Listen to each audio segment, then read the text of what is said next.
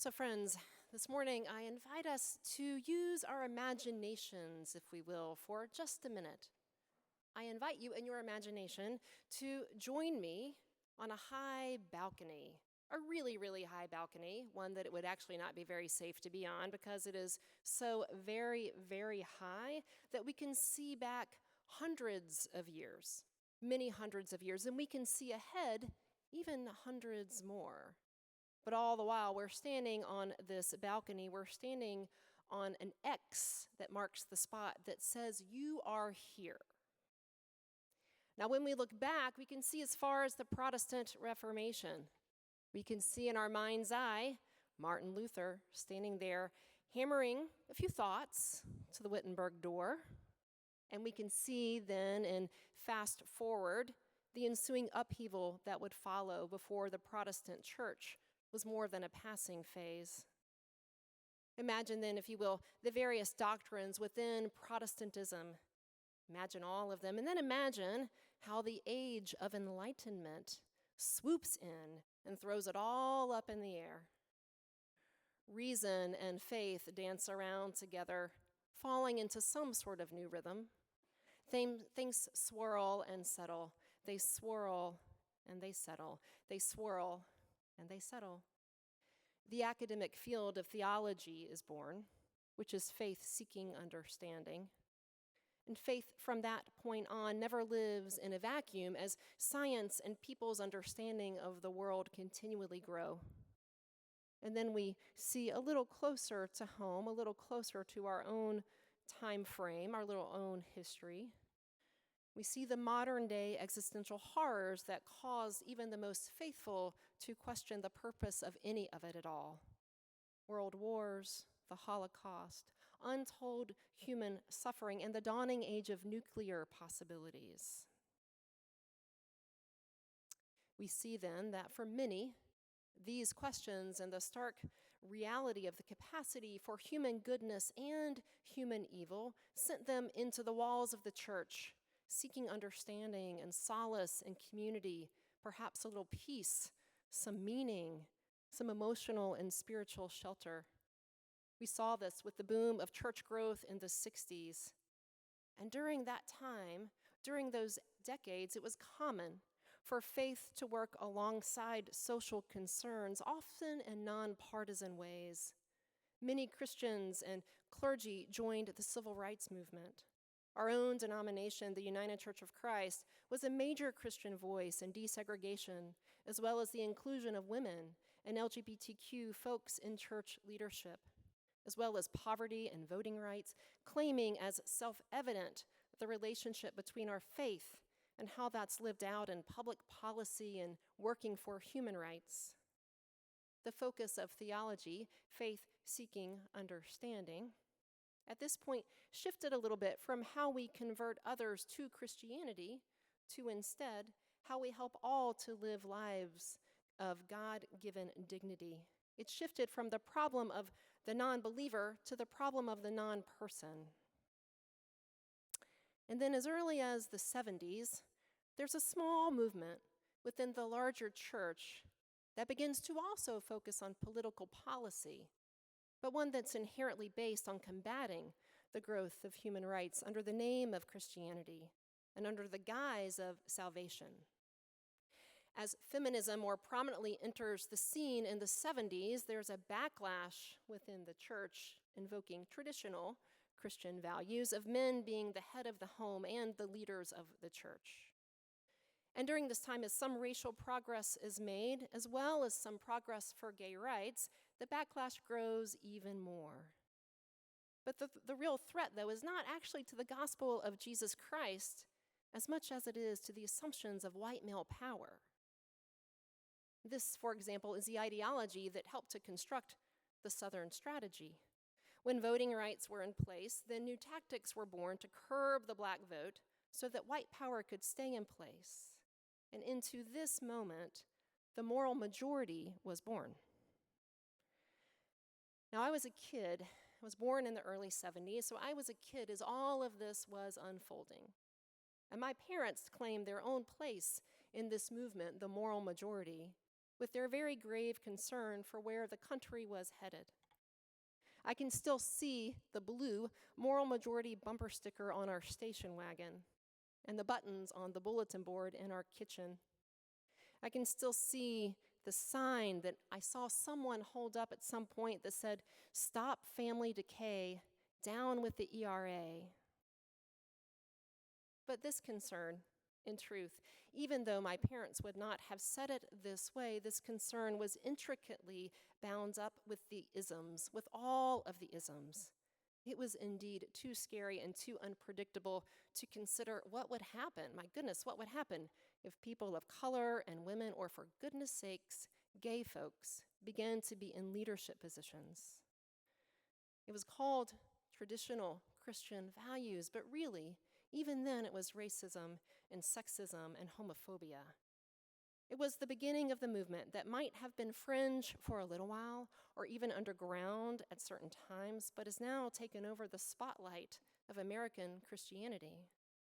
The moral majority then became the Christian right, which has become Christian nationalism. So here we are, back on that balcony, with all of that fast-forwarded history. Here we are, where X marks the spot. We're at a time that is more than a moment. Really, it's an unknown amount of time, probably at least a generation, where the church will redefine itself again with as much potency as was the case in the Protestant Reformation. We all know it. We're at a time when the church has lost almost all credibility, as Christian nationalism now dominates the stage and has a monolithic story and agenda for our country and the church, seeking to marry them back together, that there would be a state religion, a barbaric form of Christianity that is really a means to enshrine racism, sexism, xenophobia, and homophobia into law using the moniker of faith to make it so, to set it up to be unquestionable, even resorting to violence under the name of God. And this, friends, has progressive people of faith at a loss. We're human and we have all of our own fears as we realize this is not a joke. This is not a Saturday Night Live skit. This is a very real and present danger, and we find ourselves, X marks the spot, in the middle of it, knowing that some of us have more to fear than others. We find ourselves also sometimes despondent, trying to resist cynicism, wondering if at such a time as this, faith as we have known it matters at all. Does it matter? We find ourselves wanting to scream that we are Christians, but not that kind of Christian, into the void. The reputation of the church is shot. There's an exodus from the church, and not much to draw people in, as we have been overtaken by the brash outrageousness of Christian nationalism. And some faithful wonder if it's just time to start anew, with a new name even, just drop Christian and become people of the way, or anything that separates us from them. Before us, indeed, is a valley of dry bones, and God asks us now, mortal, can these bones live? And truly, we say, mustering any energy we have for a glimmer of hope, Lord, only you know. Because it will take nothing short of God to breathe life back into these bones. It will take nothing less than the phoenix power of the Holy Spirit breathing through the four winds to stitch bone and sinew and muscle and flesh into life with a beating heart. It will take nothing less than the resurrection power of Christ to rise from the dust and proclaim new life, a new chapter, a new day, a new era. We cannot bring it about. What God can do with this pile of bones will not be brought about, friends, by all the right programs or the right Instagram post or the right banners and signs or even the right ministers. What God can do with this pile of bones can only happen if we remember that God is God and we are not. When we respond to what God does with humility and gratitude and surrender and faithfulness, we cannot make these bones live, but we can fan into flame the embers of God's love that are always stronger than our fears and longer than our sight. We are capable of so much, but this moment brings us to our knees. And on our knees is maybe exactly where it begins. Can these bones live? Oh Lord, only you know. We cannot Frankenstein these bones together and call it faith. When we try to do so, we're using faith as the means to an end rather than the end itself. This is what C.S. Lewis warned about in the midst of the Second World War in Europe. When faith is overlaid with patriotism, we lose our way because faith becomes the means and not the end itself. Thus is the case with Christian nationalism, which indeed has created something that is alive and walking around, but it is of their own making, and it makes Frankenstein look friendly. But the love of God can never be spread with hate. So we choose a different way. We hitch our hope to what we believe God is already doing. Yes, indeed, the church writ large is at a turning point. 100 years from now, though, people are going to write about what we do today. We are God's instruments, the only ones that exist, and what is able to be born now. But as we stand at the You Are Here spot on the balcony, surveying behind us and ahead of us, we cannot see too far ahead. But there is a future there. There is a there. There are new and good things happening, and we are often surviving one wave swell after another, and so have a hard time seeing the sparks of new life. Truly, we are in a sea change, and Hancock Church is but one of many churches in the midst of it. Many progressive churches have and will become casualties. But some of us must sit by the bones and pray. Some of us must keep doing the humble work of Christ while his name is misused and abused in ways that make us shudder. Some of us are called to stand firm and be a beacon of the inclusive love of God through this time that will ultimately, eventually shift. Hate can only seem to reign for so long. The love of God, the most powerful force in the universe, will never be spread through hate or fear or ignorance. It will be spread by those of us that refuse to give up on it. It will grow like the mustard seed by those of us that keep on scattering the seeds, even amidst the sterile and curated worlds of steel. God's love will grow and will bubble forth again with vigor like streams in the desert.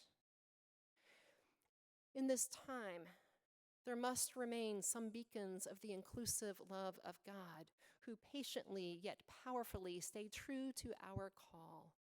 And friends, we are well positioned to be just such a beacon. I stand here, I stay here, not to wait for yesterday to return, and not because it's comfortable, indeed it's not, but because this church can and will be louder and prouder of the radical, inclusive love of God and will outlast all the hate. There must be these beacons of progressive Christianity across the religious landscape now and for generations to come. There's nothing less, nothing more at stake than only the inclusive love of God. As we launch the annual appeal this year, and as we give to sustain and grow this church, let us also remember the larger landscape at play. We give yes to sustain congregational care, music, and our Christian education programs, but that is also sustaining the streams of God's inclusive love in this desert time. We give to continue the justice work beyond our walls, which is also giving to sustain God's love being made flesh with coats and legislation. And we keep on giving so that we can worship together, which is also to give to keep the power of prayer and fellowship that seeds the new life that is and will continue to grow. and flow, not just from here, but so very, very far, even well beyond our sight. That is what our progeny will see when they write about what will happen 50 years from now, that some did not give up, that some kept shining the light, scattering the seed, and watering the ground with the love of God. Can these bones live? Lord, only you know.